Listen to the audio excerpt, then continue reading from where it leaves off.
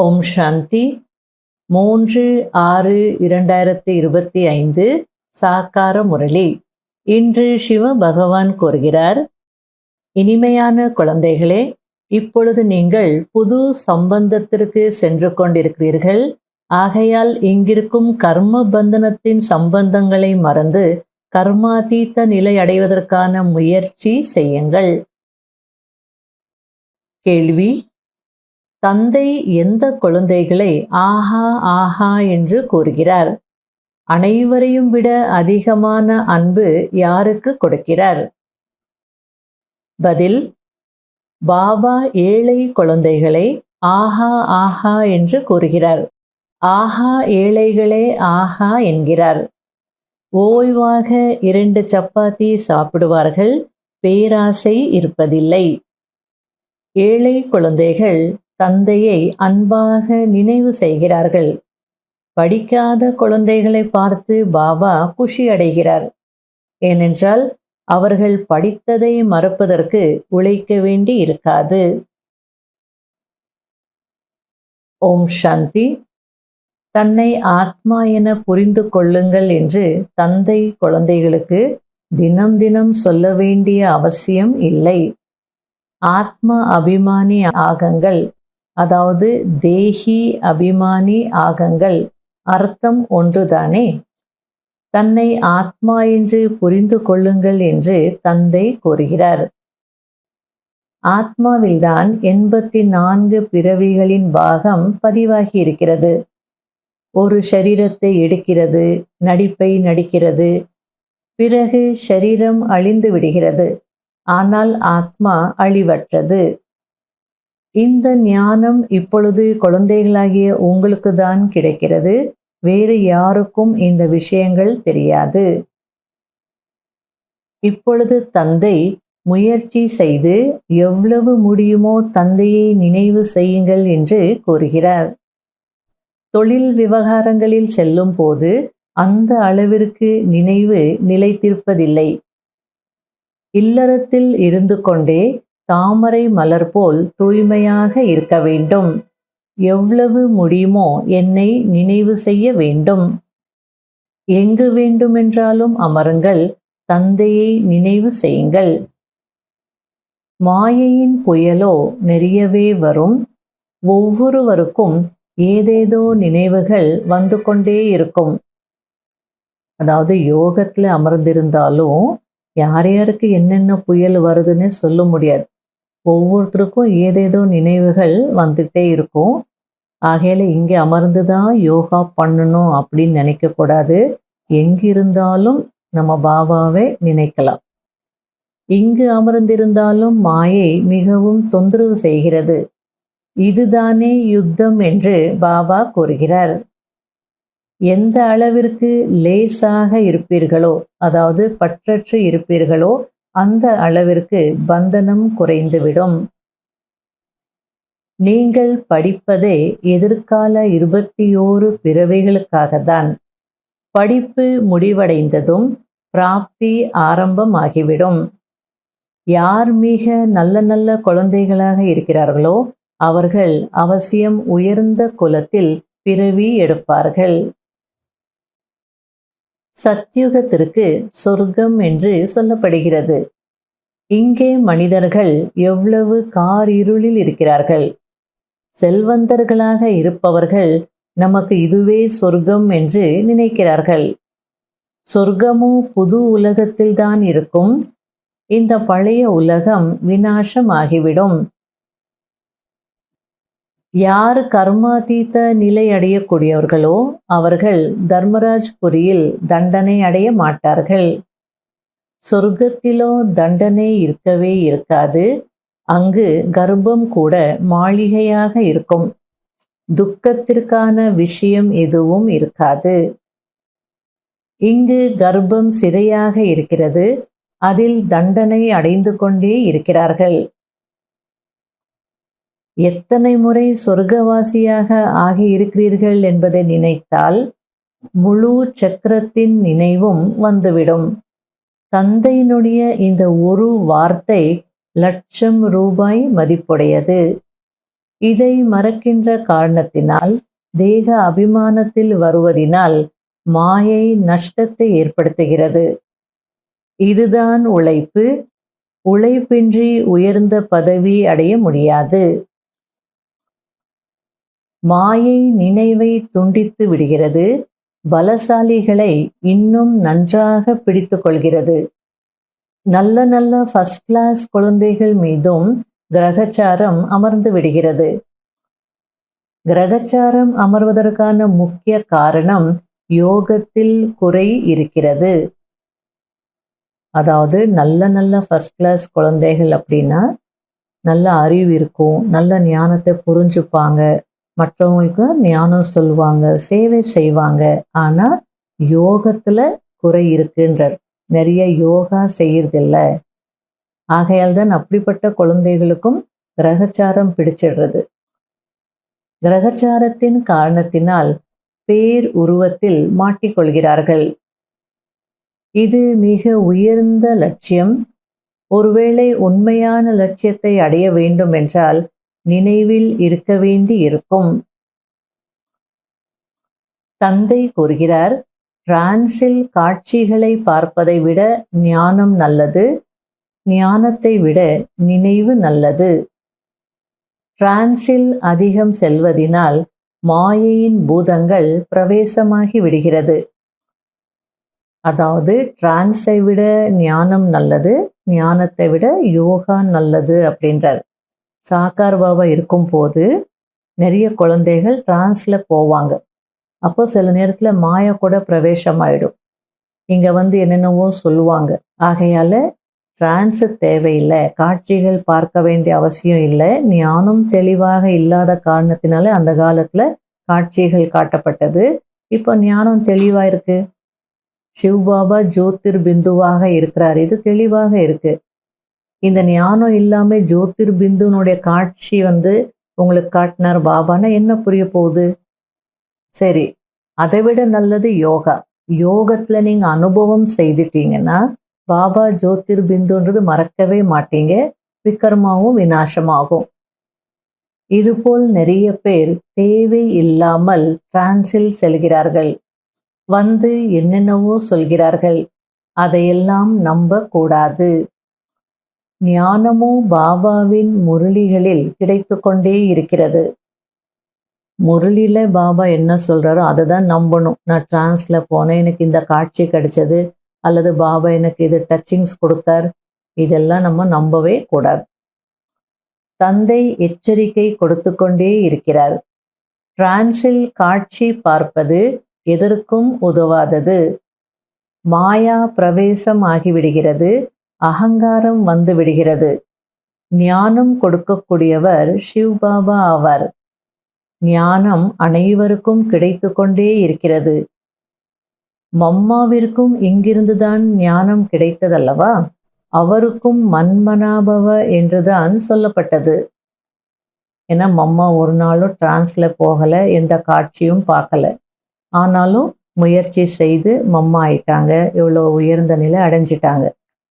ஆகையால் தந்தையை நினைவு செய்யுங்கள், தெய்வீக குணங்களை தாரணை செய்யுங்கள். நான் தெய்வீக குணங்களை தாரணை செய்கிறேனா என்று தன்னை பார்க்க வேண்டும். இங்கேயே தெய்வீக குணங்களை தாரணை செய்ய வேண்டும். சிலரை பார்க்கும் போது சில நேரம் ஃபர்ஸ்ட் கிளாஸான மனநிலையில் இருக்கிறார்கள், குஷியாக காரியங்களை செய்கிறார்கள். 1 மணி நேரத்திற்கு பிறகு கோபம் என்ற பூதம் வந்துவிட்டால் அவ்வளவுதான், அனைத்தும் காலியாகி விடுகிறது. பிறகுதான் நான் தவறு செய்து விட்டேன் என்பது நினைவிற்கு வருகிறது. பிறகு திரிந்து விடுகிறார்கள். சில நேரங்களில் மிகவும் இனிமையாக பாபா என்று சொல்கிறார்கள். இப்படிப்பட்ட குழந்தைகளிடம் பலியாகி விட வேண்டும் என்று பாபா சொல்வார். ஆனால் 1 மணி நேரத்திற்கு பிறகு ஏதாவது ஒரு விஷயத்தில் கோபித்துக் கொள்கிறார்கள். இதுபோல் முதலை கண்ணீர் வடிக்கும் குழந்தைகள் பாபாவிடம் நிறைய பேர் இருக்கிறார்கள். அதாவது முதலையோட கண்ணுல அடிக்கடி தண்ணீர் வந்து கொண்டே இருக்கும். அதுபோல குழந்தைகள் தவறு செய்கிறாங்க. அளவு செய்கிறாங்க. அதாவது உணர்வாங்க நான் செய்த தப்புன்னு, திரும்ப அதே செய்கிறாங்க. அதுக்கு பாபா முதலை கண்ணீர் வடிக்கும் குழந்தைகள் என்னிடம் நிறைய பேர் இருக்கிறேன்னு சொல்லிட்டு இருக்கிறார்.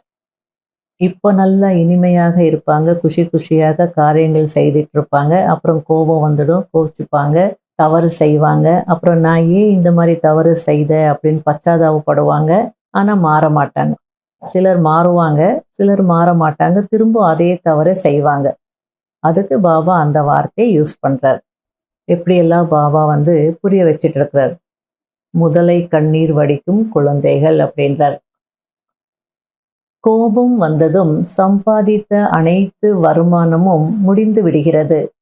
இப்பொழுது சம்பாதிக்கிறார்கள், இப்பொழுதே நஷ்டத்தை ஏற்படுத்திக் கொள்கிறார்கள். அனைத்தும் நினைவின் ஆதாரத்தில்தான் இருக்கிறது.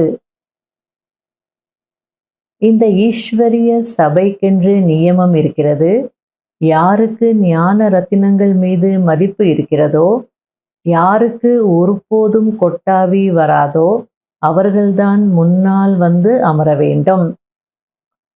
சில குழந்தைகள் தந்தையின் எதிரில் அமர்ந்திருந்தாலும் தூங்கி விழுகிறார்கள், கொட்டாவி விட்டு கொண்டே இருக்கிறார்கள். அப்படிப்பட்டவர்கள் கடைசி வரிசையில் அமர வேண்டும். இது குழந்தைகளின் ஈஸ்வரிய சபையாகும்.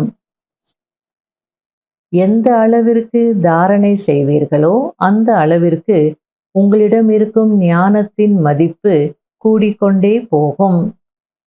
ஞான தாரணையின் மூலம் நீங்கள் எவ்வளவு செல்வந்தர்களாக ஆகிறீர்கள். இது ஆன்மீக ஞானமாகும்.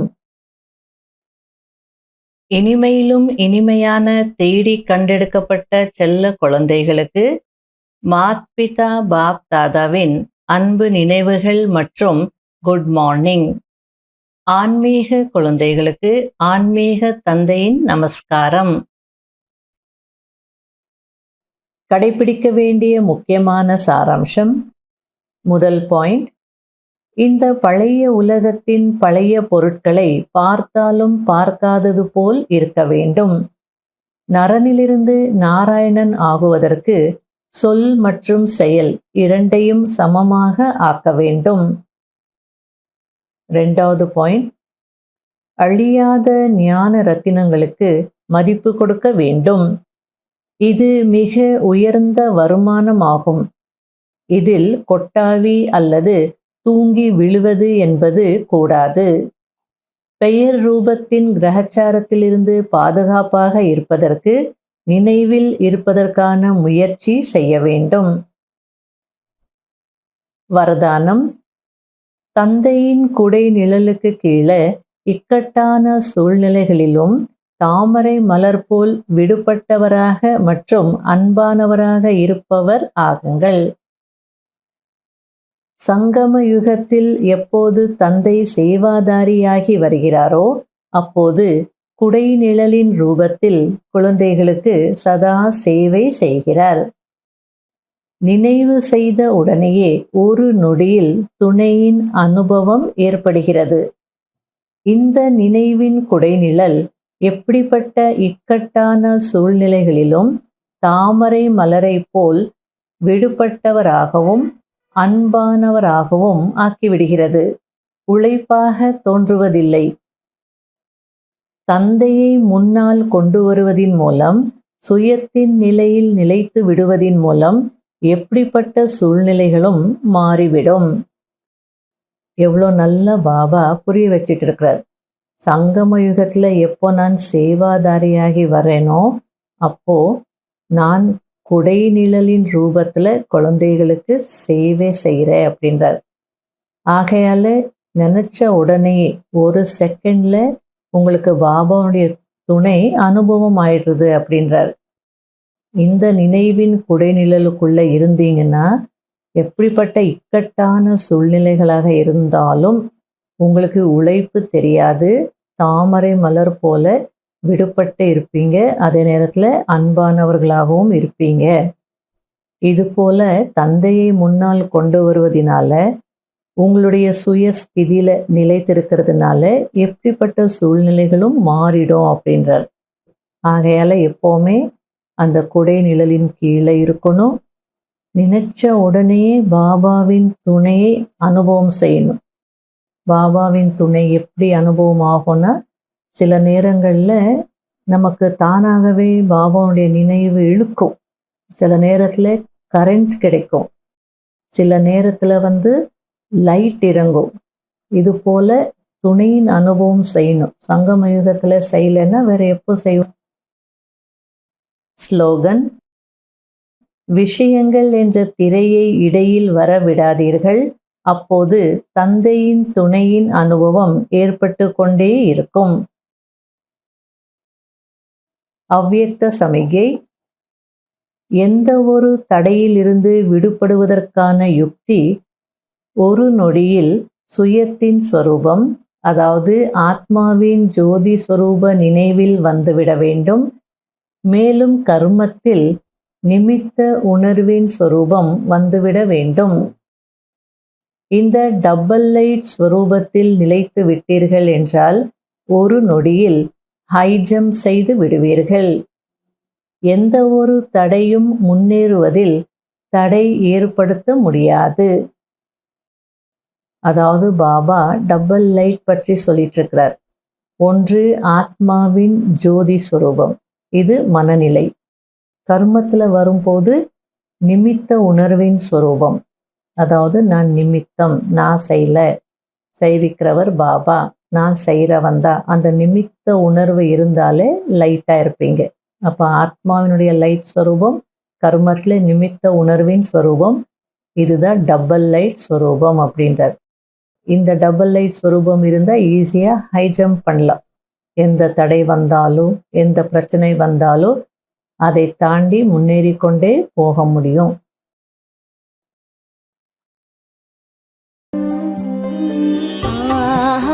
எனது பாக்கியமே பாபா உன் அன்பு கிடைத்ததே. எனது பாக்கியமே பாபா உன் அன்பு கிடைத்ததே. கடலே கடலே